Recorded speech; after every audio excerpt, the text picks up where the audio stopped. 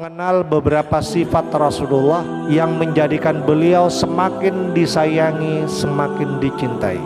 Walaupun kita hidup jauh dari zaman beliau, tapi hingga hari ini semua umat Islam berlomba-lomba ingin menunjukkan kecintaannya kepada Rasulullah, yang salah satunya dengan budaya maulid yang berkembang di negeri ini.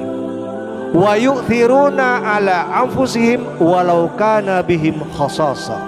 Mereka lebih mengutamakan kepentingan orang lain di atas kepentingan mereka sendiri, walaupun mereka dalam kondisi yang sulit.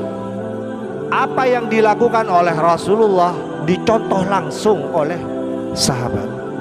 Rasulullah itu memperlakukan orang, apalagi orang lain itu dalam kondisi yang sulit, lagi butuh, beliau langsung membawa ke rumahnya. Tidak perlu nunggu jam dinas besok aja ya di kantor saya, langsung dibawa ke rumahnya Bapak Ibu.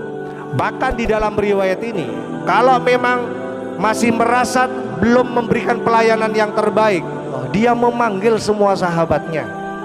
Kalau kita bayangkan kepada kondisi kita di pemerintahan saat ini ya, kalau memang tidak ada sesuatu yang bisa diberikan di dalam ruangannya, kan tinggal telepon dia kepada seluruh kepala dinasnya. Ayo, siapa ini yang bisa membantu orang yang lagi butuh ini? Inilah salah satu sifat Rasulullah yang menjadikan beliau begitu sangat dicintai, sangat disayangi.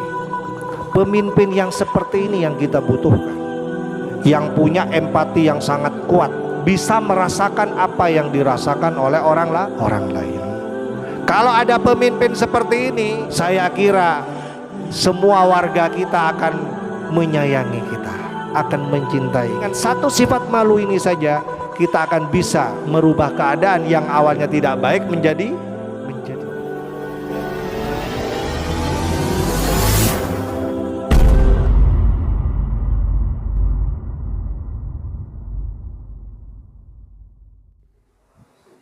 Bismillahirrahmanirrahim.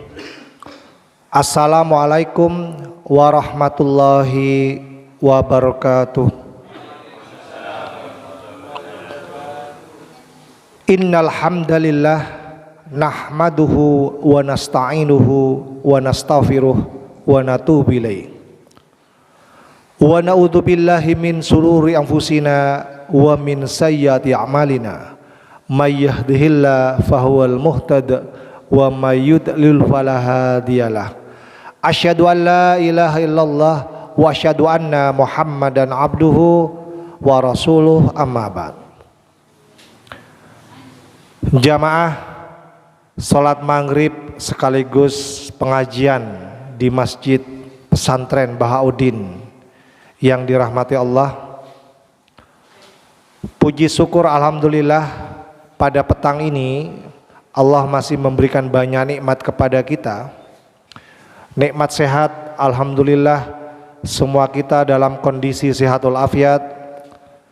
Nikmat kesempatan, alhamdulillah di tengah-tengah kesibukan kita seharian bekerja di kantornya masing-masing atau di tempat kerjanya masing-masing, kita semua tetap bisa menggunakan kesempatan yang Allah berikan untuk tetap istiqomah menjalankan ibadah, menunaikan ibadah sholat maghrib secara berjamaah, dan kita juga bisa istiqomah untuk mengaji bersama setiap malam Jumat di masjid yang kita sayangi ini. Bapak Ibu sekalian, jamaah pengajian yang dirahmati Allah, pada petang ini kita masih berada dalam suasana bulan Rabiul Awal ya, bulan Maulid. Sering disebut bulan Maulid karena di negara kita ya, mayoritas umat Islam menjadikannya sebagai momen untuk memperingati lahirnya Rasulullah Muhammad SAW. Hingga hari ini semua kita ya, di Indonesia dan di seluruh dunia ingin menunjukkan bahwa kita ini adalah umat Rasulullah, dan sangat mencintai Rasulullah. Momen Maulid ini bisa kita gunakan untuk mengenal lebih dekat tentang kepribadian Rasulullah. Kemudian kita bisa menghidupkannya, menghidupkan sunnah-sunnahnya, akhlak-akhlaknya dalam kehidupan kita sehari-hari. Dengan cara seperti inilah insya Allah akan semakin bermakna Maulid yang kita peringati setiap tahun, kalau memang kita memperingati setiap tahun, setiap tanggal 12 Rabiul Awal itu akan lebih bermakna kalau kita bisa meneladani akhlak Rasulullah dan menghidupkan sunnah-sunnah beliau. Jamaah yang berbahagia, pada pertemuan sebelumnya kita sudah mengenal beberapa sifat Rasulullah yang menjadikan beliau semakin disayangi, semakin dicintai.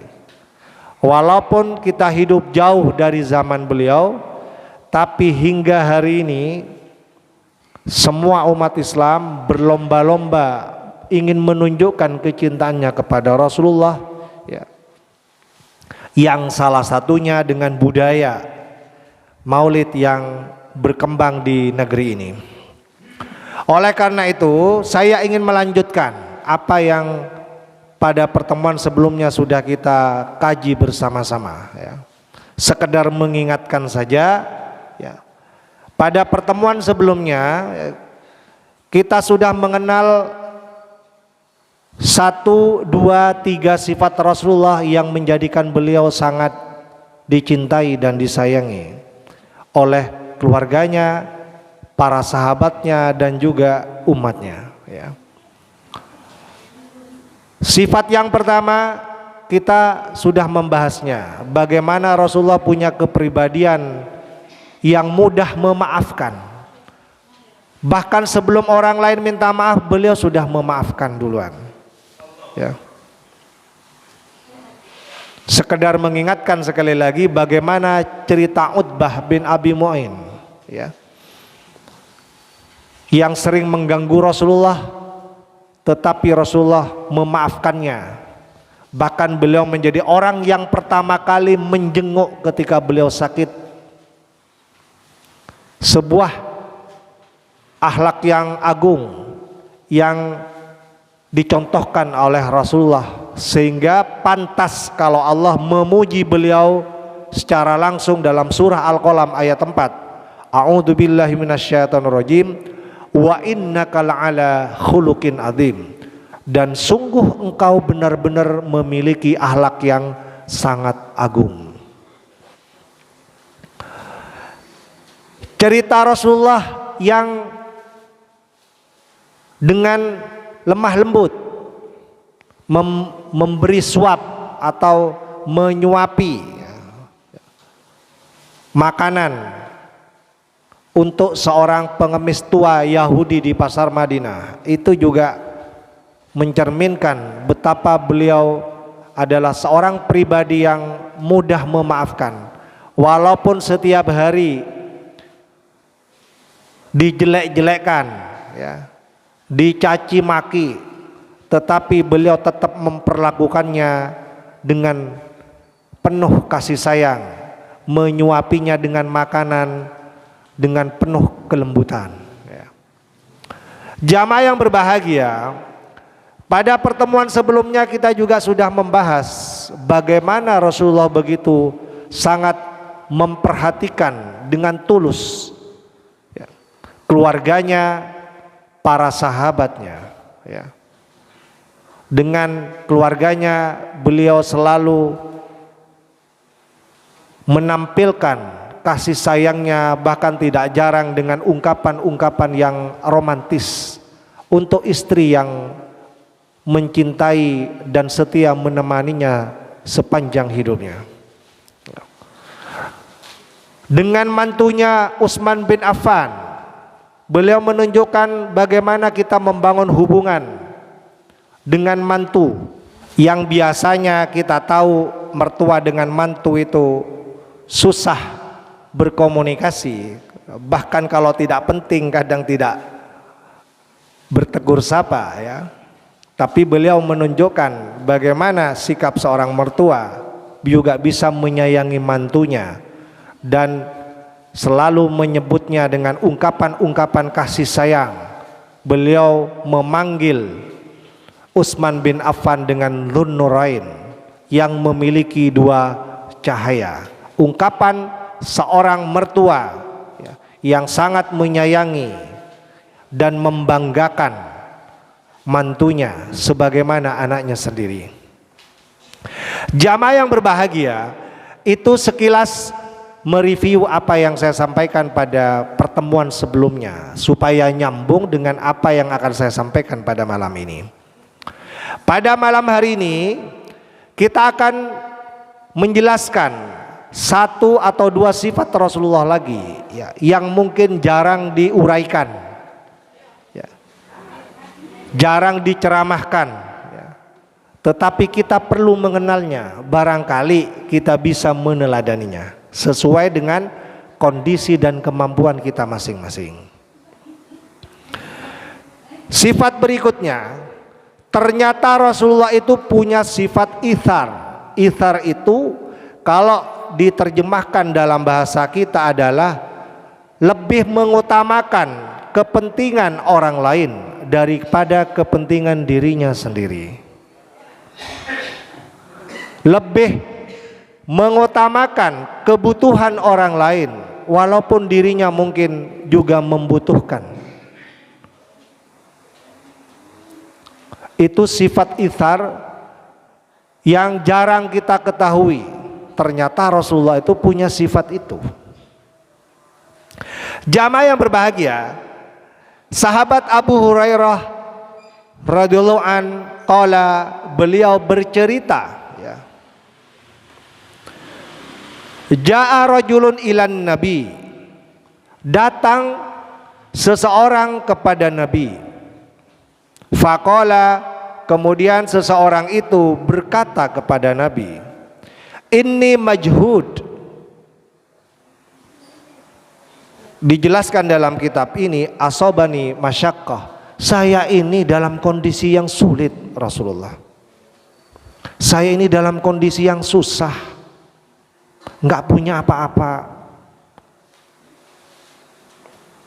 makan pun sulit, tidak bisa memenuhi kebutuhannya sehari-hari, termasuk kebutuhan makan sehari-hari.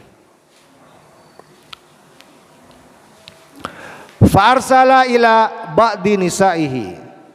Kemudian Rasulullah ya, merespon apa yang disampaikan oleh orang tadi ya, dengan cara mengajaknya ke sebagian rumah istri-istrinya. Respon beliau begitu sangat cepat sekali ya. Ada keluhan sedikit dari salah seorang sahabatnya, tidak pakai lama Bapak Ibu, langsung diajak ke rumahnya. Faqalat, kemudian dia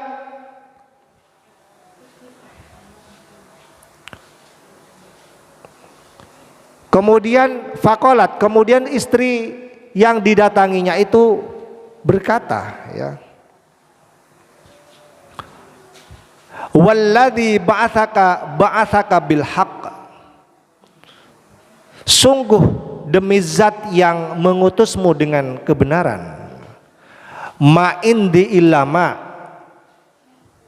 aku tidak punya apa-apa kecuali hanya air, katanya. Harapan Rasulullah diajak ke rumah salah satu istrinya bisa membantu orang yang kesulitan tadi. Ternyata jawaban sang istri apa? Ma indi ilama, aku tidak punya apa-apa kecuali hanya ada air. Sepertinya sama dengan kita ya. Kalau tidak siap menjamu tamu ya, biasanya yang selalu ada di ruang tamu itu air. Bener nggak? Coba dilihat di rumahnya masing-masing. Yang selalu ada di ruang tamu biasanya kan air, ya kan? Air gelasan itu, ya, kemasan, air kemasan gelasan, ya kan? Ada. Ternyata di zaman Rasulullah juga sama, ya. Jadi itu yang disampaikan oleh salah seorang istri beliau itu. Merasa tidak puas, ya, melayani orang yang sedang kesulitan tadi, ya. Thumma arsala ila ukhra. Kemudian Rasulullah mengutusnya lagi ke istrinya yang lain, ya. Jadi beliau merasa belum mampu, ya, sepenuhnya memberikan pelayanan yang terbaik bagi orang yang mengalami kesulitan, ya. Sampai beliau kemudian mengajaknya lagi ke istrinya yang lain. Faqalat mithla dzalik. Kemudian istrinya berkata lagi seperti itu, mithla dzalik. Jawabannya persis sama seperti yang disampaikan istrinya yang pertama, ya. Hatta kulna kulluhunna mithla dzalik. Sampai semua istrinya, ya, menjawab dengan perkataan yang sama. Apa itu? Walladzi ba'atsaka bil haqq ma indi illama. Demi zat yang mengutusmu dengan kebenaran, aku tidak punya apa-apa kecuali hanya air. Jadi jawabannya sama, Bapak Ibu. Jamaah yang berbahagia, faqalan Nabi, kemudian Nabi berkata kepada para sahabatnya, ya. Jadi sekali lagi Bapak Ibu, merasa kurang puas melayani dengan sebaik-baiknya orang yang sedang kesusahan, ya, dari istrinya yang pertama dan istri-istrinya yang lain ternyata hanya ada air yang bisa disuguhkan. Beliau kemudian mencoba, ya, untuk bertanya kepada para sahabatnya yang lain. Apa yang disampaikan Rasulullah kepada para sahabat? Mayyudifu hadal lailah. Siapa yang bisa menjamu tamuku pada malam hari ini? Siapa yang bisa melayani tamuku ini pada malam ini, ya.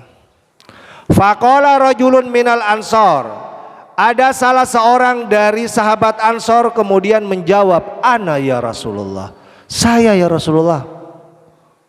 Ya. Jadi tanpa tanya ke rumahnya ada sesuatu atau tidak, dengan penuh semangat sahabat yang hadir pada waktu itu langsung, saya ya Rasulullah sanggup menjamu tamu yang sedang mengalami kesusahan itu, ya. Jamaah yang berbahagia, kemudian fantalaqa bihi ila rohli, kemudian diajak ke rumahnya. Faqala li imraatihi, kemudian sahabat dari kalangan Ansor itu bertanya kepada istrinya, ya, memerintahkan kepada istrinya, akrimi dhaifa Rasulillah, muliakan tamu Rasulullah ini. Dia sedang kesulitan, dia sedang kesusahan, dia lapar, dia haus, tolong dilayani wahai istriku. Kira-kira kalau bahasa kita begitu.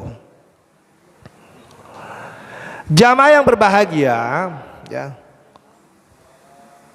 Faqalat, kemudian sang istri menjawab, la, tidak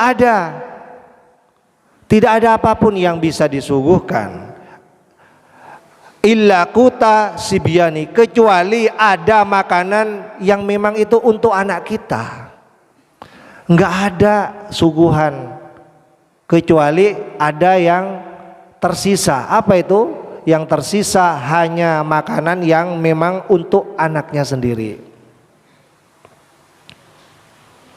Qala, kemudian sahabat dari Ansor itu, ya, sahabat dari Ansor itu berkata, fa'allilhim bisyai'in, ya, hibur anak-anak kita itu dengan sesuatu, ya. Wa idza aradu al-asya, apabila mereka minta atau menginginkan untuk makan malam, fanawwamihim, tidurkan saja mereka. Coba Bapak Ibu, hanya ada makanan untuk anaknya sendiri, tapi demi menghormati, demi melayani tamu Rasulullah, diperintahkan untuk disuguhkan kepada tamu itu. Sementara anaknya yang juga mengalami hal yang sama, lapar, kalau nanti minta makan malam, hibur saja, tidurkan saja, supaya lupa dengan makan malam. Jamaah yang berbahagia, ya. Wa idza dakhala daifuna, dan apabila nanti tamu kita itu datang, ya, masuk ke rumah kita, ya, fa'at fi siraj, ya, matikan lampunya. Jadi nanti kalau sudah datang tamunya masuk ke dalam rumah, fa'at fi siraj, matikan lampunya, ya. Langsung dimatikan. Kalau dulu mungkin tidak pakai lampu, ya, ya, ditiup, dimatikan lampunya. Supaya apa? Wa arihi anna na'kulu, supaya dia bisa melihat kita seolah-olah kita ini juga makan bersamanya, katanya, ya. Jadi pura-pura ikut makan untuk menghormati tamu, ya, supaya kita bisa dianggap menemaninya, ya, biar dia tahu kalau kita menemaninya dengan sama-sama makan, sama-sama minum, matikan saja lampunya, ya. Padahal nggak ada yang dimakan, Bapak Ibu, ya. Demi menghormati, demi menghargai, demi mengutamakan orang lain daripada dirinya sendiri dan keluarganya sendiri, Bapak Ibu. Jamaah yang berbahagia, cerita ini disampaikan kepada Rasulullah, ya. Kemudian Rasulullah mengatakan, laqad ajiballahu min soni'i kuma bidaifikuma al-laila, ya. Apa kata Rasulullah? Allah takjub, bangga dengan kamu karena kamu sudah menyambut tamuku pada malam. Allah bangga, Allah senang, Allah takjub karena engkau sudah memperlakukan orang yang sedang kesulitan. Tamuku yang tadi malam itu engkau muliakan, walaupun kamu dalam kondisi yang sulit, dalam kondisi yang susah. Jamaah yang berbahagia, inilah yang diabadikan di dalam Al-Quran, ya. Di dalam surah apa ini, ya? Saya kurang begitu jelas membaca. Surah Al-Hasyr kalau nggak salah, ya. Allah berfirman, a'udzubillahi minasyaitonirrajim, wa yu'thiruna ala anfusihim walau kana bihim khasasa, ya. Mereka lebih mengutamakan kepentingan orang lain di atas kepentingan mereka sendiri. Walau kana bihim khasasa, walaupun mereka dalam kondisi yang sulit. Gimana nggak sulit? Nggak ada makanan sama sekali. Bahkan makanan untuk anaknya yang dipersiapkan untuk makan malamnya dipakai demi mengutamakan orang lain, demi memuliakan tamunya, ya. Apalagi itu tamu Rasulullah. Jamaah yang berbahagia, apa yang dilakukan oleh Rasulullah dicontoh langsung oleh sahabat. Rasulullah itu memperlakukan orang lain itu, apalagi orang lain itu dalam kondisi yang sulit, lagi butuh, beliau langsung membawa ke rumahnya. Barangkali di rumahnya ada sesuatu yang bisa diberikan, ya kan? Tidak nunggu lama, ya. Kalau kita jadi pemimpin ya seperti Rasulullah ini, waduh, ya, saya yakin akan sangat dicintai, sangat disayangi, ya. Responnya cepat Bapak Ibu. Malam ini juga langsung direspon, nggak tanggung-tanggung, dibawa ke rumahnya. Tidak perlu nunggu jam dinas, besok aja ya di kantor saya jam 8, jam 9, nggak usah, langsung dibawa ke rumahnya Bapak Ibu. Ditanya ke istrinya masing-masing, barangkali ada sesuatu yang bisa diberikan supaya orang yang butuh ini bisa kita bantu sepenuhnya, bisa kita layani sepenuhnya, ya. Bahkan di dalam riwayat ini, kalau memang masih merasa belum memberikan pelayanan yang terbaik, apa yang dilakukan Rasulullah? Dia memanggil semua sahabatnya. Kalau kita bayangkan kepada kondisi kita di pemerintahan saat ini ya, kalau memang tidak ada sesuatu yang bisa diberikan di dalam ruangannya, ya, kan tinggal telepon dia kepada seluruh kepala dinasnya. Ayo siapa ini yang bisa membantu orang yang lagi butuh ini? Ditelepon sahabat-sahabatnya, ya kan, yang bisa membantu orang yang lagi kesusahan ini. Jamaah yang berbahagia, inilah salah satu sifat Rasulullah yang menjadikan beliau begitu sangat dicintai, sangat disayangi. Pemimpin yang seperti ini yang kita butuhkan, yang punya empati yang sangat kuat, bisa merasakan apa yang dirasakan oleh orang lain. Apalagi orang lain itu benar-benar susah, benar-benar butuh, ya kan? Masa kita nggak bisa merasakan itu? Dan kita menyaksikan di depan mata kita sendiri bagaimana dia butuh bantuan. Ini bisa kita refleksikan dalam kehidupan kita saat ini, ya. Baik sebagai pemimpin dari skup yang paling kecil, ya, di lingkungan keluarga, ya, di lingkungan RT, di lingkungan RW, di lingkungan desa, sampai yang paling tinggi sekalipun. Kalau ada pemimpin seperti ini, ya, saya kira semua warga kita akan menyayangi kita, akan mencintai kita. Ya, tidak perlu demo-demo sampai anarkis-anarkis, itu nggak perlu. Ya kan? Tidak perlu. Kenapa? Karena dia akan disayangi, dicintai oleh warganya, oleh masyarakatnya.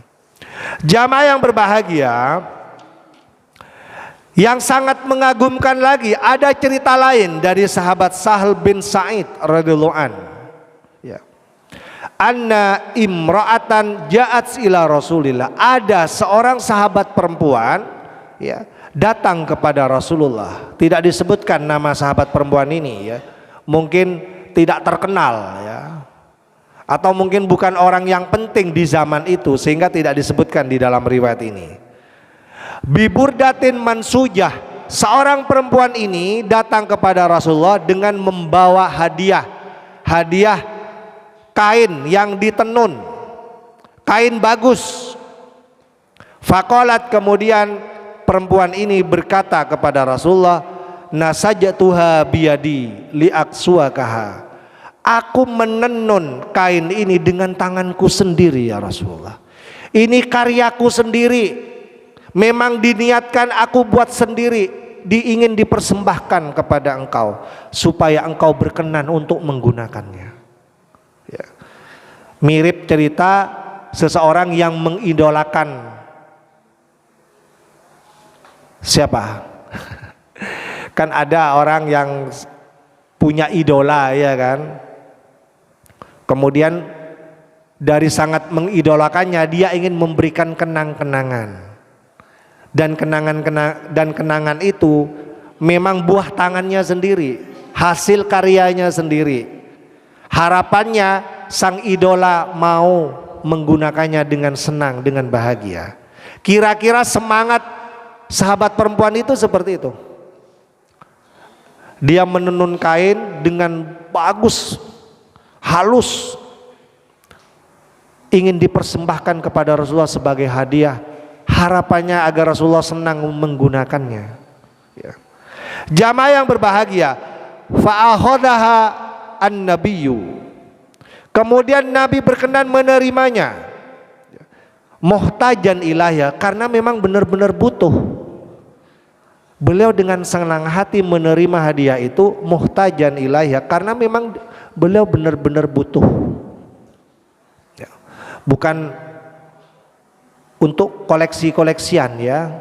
Kan banyak pejabat sekarang hobinya koleksi. Iya kan? Saya pernah itu datang ke temen yang ya mungkin disebut pejabat lah ya. Dia kalau berkunjung ke daerah-daerah selalu saja bawa oleh-oleh apa yang khas di daerah itu.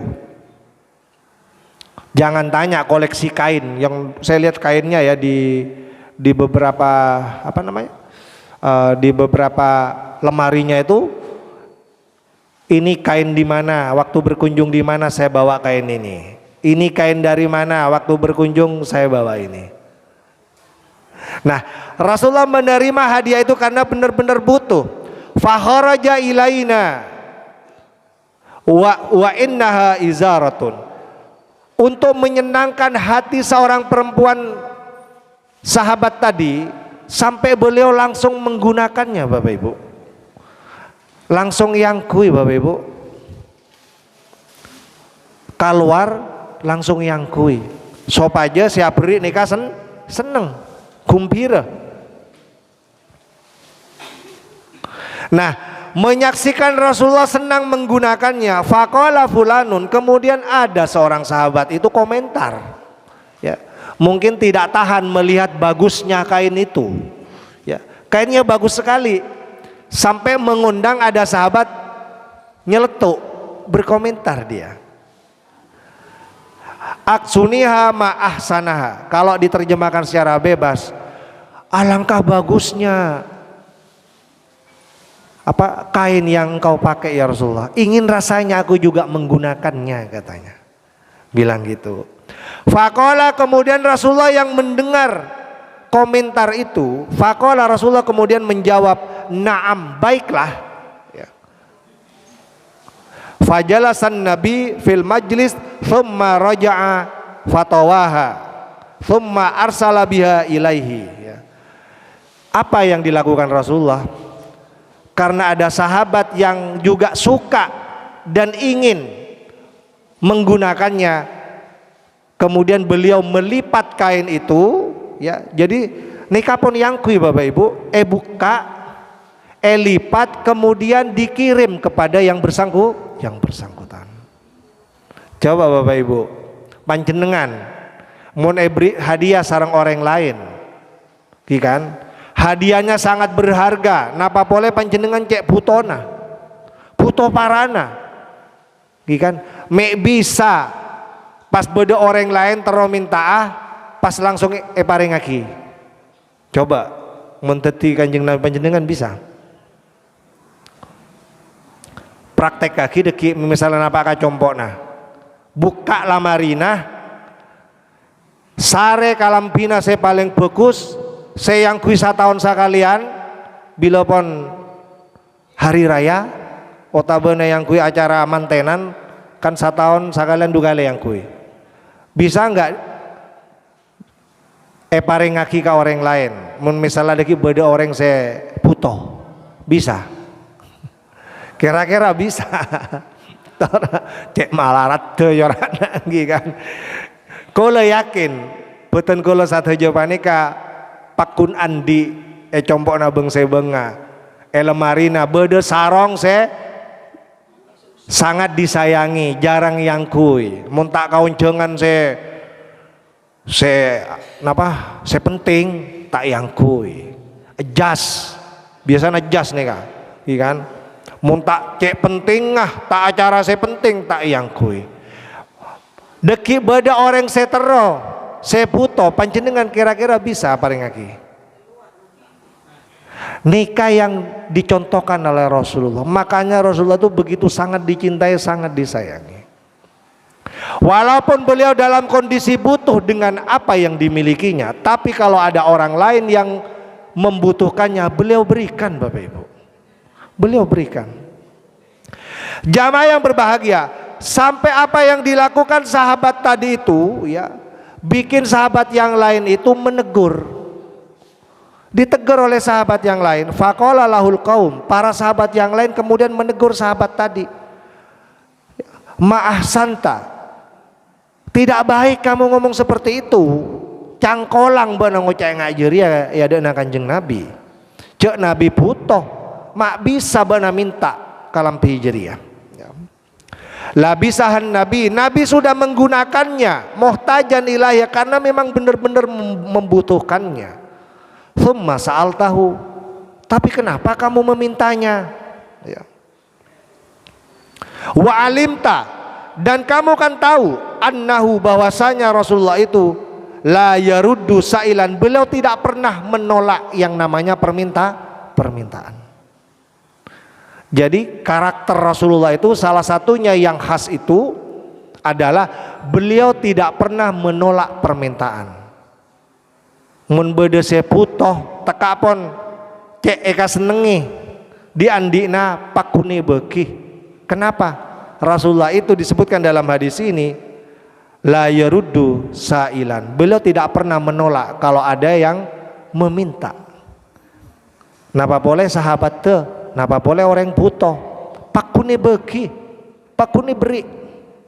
Nikah Kanjeng Nabi. Faqala, kemudian sahabat tadi membela diri, inni wallahi, demi Allah, ma sa'altuhu li'al bisaha, aku memintanya bukan maksud untuk menggunakan setiap hari, bukan untuk dipakai ya. Innama sa'altuhu, sesungguhnya aku memintanya litakuna kafani, harapannya nanti kalau aku nanti dikasih kain itu akan aku jadikan kafan kalau aku nanti meninggal dunia. Jadi sahabat gelap panika andi alasan anapa minta sampai minta kain yang kui Rasulullah panika benik angkui gaya-gayaan kangkui mejeng-mejeng sopaja kelihatan ganteng. Dia juga dalam kondisi butuh, harapannya nanti itu bisa dipakai untuk kain kafannya. Jamaah yang berbahagia, ini riwayat yang kedua ya, yang menjelaskan kepada kita bahwa sifat Rasulullah itu adalah ithar, dia lebih mengutamakan kepentingan orang lain daripada kepentingan dirinya sendiri. Apalagi orang lain dalam kondisi butuh, tidak ada alasan bagi beliau selalu tidak bisa menolak permintaan. Apalagi yang meminta itu adalah orang yang benar-benar butuh, pasti diberikan. Itu salah satu karakter khas dari Rasulullah yang mungkin agak sulit kita teladani ya, tapi bukan berarti nggak bisa ya. Siapa tahu ya kita bisa meneladani, minimal kita punya semangat lah ya, punya semangat, bisa kita membantu orang lain walaupun mungkin kita dalam kondisi butuh ya, walaupun kita mungkin dalam kondisi yang sulit. Jamaah yang berbahagia, tinggal berapa menit? Tinggal 1 menit. Yang terakhir ya, ya.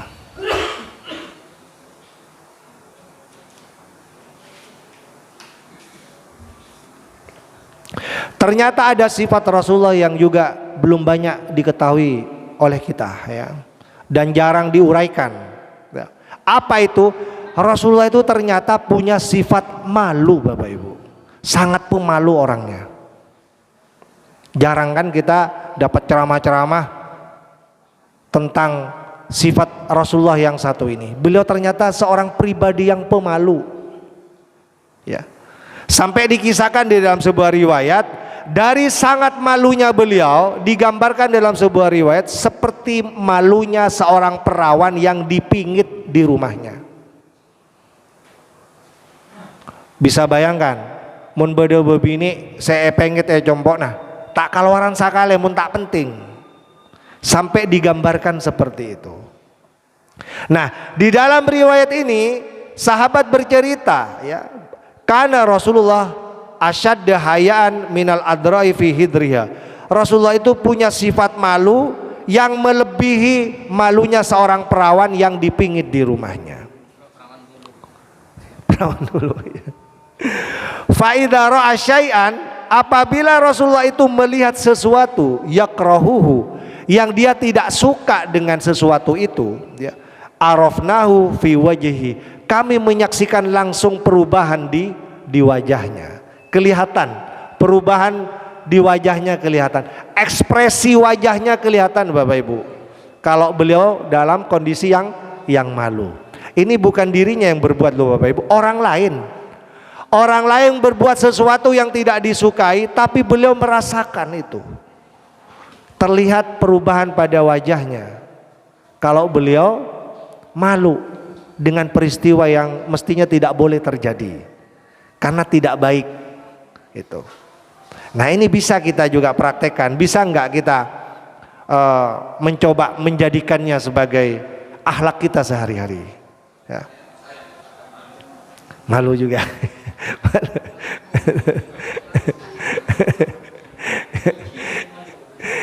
Ya, ini penting Bapak Ibu, karena kalau kita bisa membudayakan sifat malu ini ya, saya kira ya,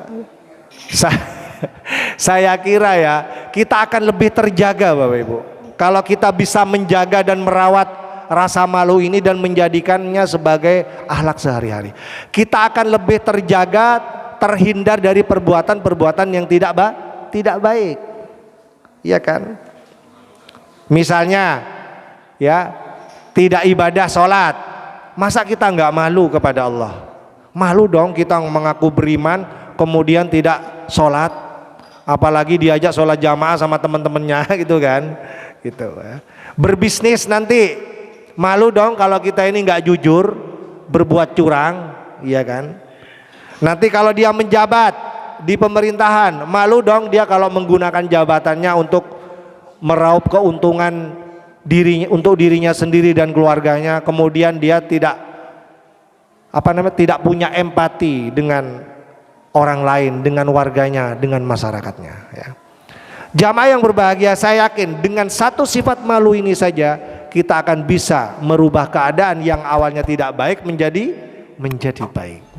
Semoga apa yang saya sampaikan ini bermanfaat dan menambah pengetahuan kita ya, mengenal lebih dekat kepribadian Rasulullah ya, terutama sifat-sifat Rasulullah yang mungkin belum banyak dibahas ya. Tapi malam ini kita bahas walaupun dalam waktu yang sangat singkat. Ingat, Rasulullah itu punya sifat malu, dan yang kedua, Rasulullah itu punya sifat mengutamakan kepentingan orang lain daripada kepentingan dirinya sendiri. Kita tutup dengan doa kafaratul majlis. Assalamualaikum warahmatullahi wabarakatuh.